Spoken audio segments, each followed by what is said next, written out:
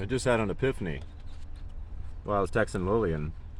I have repaired everything wrong, including some things misperforming, all the way up until the point that the original mechanic who sold it to Scott decided not to go any further. Now, I don't know if he decided that because he didn't know what was wrong, because it is really mysterious, and unless you're like jumping around on the internet forums and reading a ton of stuff about the 7th gen Civics, you won't know about that exhaust gas port issue. They keep building up hard carbon across those ports, and let's say you have one of those ports plugging the fourth valve. What will happen is that feedback doesn't get to the ECU, and so the ECU starts cutting the gas to the injector for that cylinder, and it just reports it as a misfire, and they come randomly. So that's kind of like a deep water Civic thing that I've discovered, and I feel pretty good because, again, I haven't really considered myself much of a mechanic. I'm more like a Swaptronics guy, like, hey, that looks broken, let's put a new one in kind of a guy. But yeah, this has actually taken some thought, some research, a little bit of understanding about, how these modern four cylinders or fairly modern four cylinders work. I've always been a little intimidated with the the air systems, and I'm not just talking about the intake on a car. Ultimately, like, I work on old small block Chevys and old diesels and stuff like that, so it's a lot simpler. Technology's come a long way. And so yeah, we're just trying to figure this out one step at a time.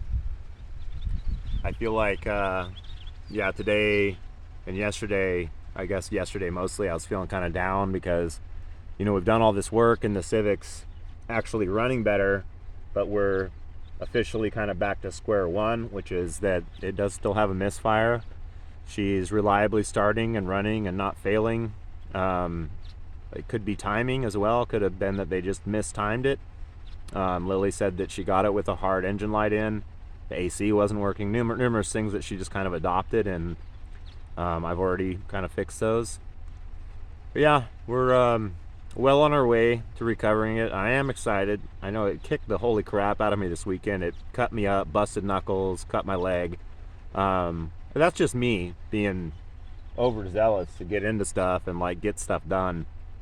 I always have these grand intentions to like do super clean degreasing of motor blah, like the really like sick ASMR stuff you'll find on YouTube, like in the deep car community, where it's just like perfection, right? But my ADHD doesn't work like that. I jam through work. I try to be, the older I get, I try to get more and more thorough about how I attack it. I am getting better, but for the most part, man, it's just like I'm shooting from the hip. I'm trying not to break stuff, and it ends up, that I waste a little money sometimes, but I learn a lot. And I'm a guy that I do learn my lessons. They'd sometimes take multiple iterations. You could say some lessons hold me back a couple years, but yeah, we're fighting a good fight. Don't be discouraged. The Civic's got a lot of potential. I know the block is healthy. It is not leaking. All of the trouble areas have been addressed, and now we're just basically addressing an issue that only happens to these 1.7 liters that have the single overhead cam, the non-VTEC. The EGR plate behind the intake gets clogged. It is a design issue. It's well known in the Honda community. Anybody that messes with these, the thing that makes it more rare is that this Civic is what would be considered in the Civic community one of the more undesirables. The only thing that really sells it for anybody is just the fact that it has a 5-speed, and she's not peppy. She just has a non-VTEC. It's, I don't know, 112, 120 horse or something like that. But yeah, that's where we're at. We're doing okay. I got discouraged just with the pain and cutting myself, but it doesn't sound like shit. And the timing, maybe. There's easy ways to check that. I need to learn or relearn how to do that. I learned probably in the 90s how to check timing on stuff, but it's been so long I need to go back to school. We're trying to make these videos a little bit shorter. until I can get really back into the car. We've got some stuff, obviously, with the intake to deal with, and then we'll get into some of the more, like, the beautification of the car.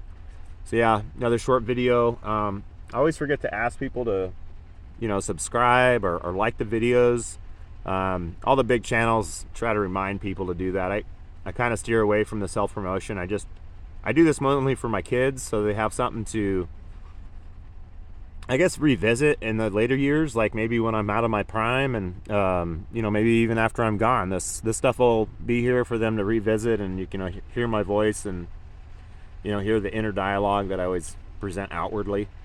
I love my kids. That's what this is for. These projects are, they give me some catharsis, but they have, been attached to passion. My truck's my dad's.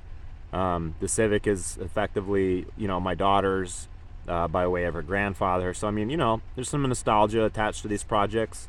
Some of the things I do are just, just because I've never done them before, and I'd like to, I'd like to learn how to do something. So that's what we do. We just continue learning. I don't know what kind of birds are flying over here. I think it's a squad of vultures. But that'll do it for today. Maybe got a dead sheep or something over there. They bring sheep in here to graze these zones so that the weeds and turf don't grow up into the panels. And we're out here in the middle of nowhere, so the coyotes come around and get a couple sheep here and there for a little snacky poo. Anyways, have a good week, guys. I don't know what I'll be doing this week on the Honda. Maybe I'll do the headlights, but I gotta drop the bumper, and maybe when I do that, we'll capture some of the silt and stuff that falls out from behind that, from the flood. Now it's pretty likely that bumper's been off, and maybe they've done some preliminary cleanings, and maybe there won't be anything in there, but that rear bumper told me everything I need to know. She's a flood car. We're still gonna treat her like the title says. She's clean. It may be that I take that rear bumper off and pressure wash stuff again, like just kind of delete the issues. She's musty. She might need the carpet pulled and, pressure washed or steam cleaned. But these are all things that are, I got a pressure washer. I got a steam cleaner. We can do these things. It just takes time. I've probably got 20 labor hours into the Honda at this point. I think mechanics charge, you can probably guess they're somewhere between 80 to 100 and something an hour. So, a lot of money saved, but a lot of learning done. Y'all take care.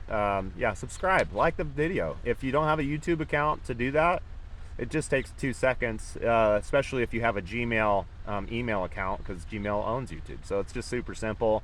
Go ahead and crack an account. You can start kind of fine-tuning your video feed on YouTube. It's a good tool. But have a good week, guys.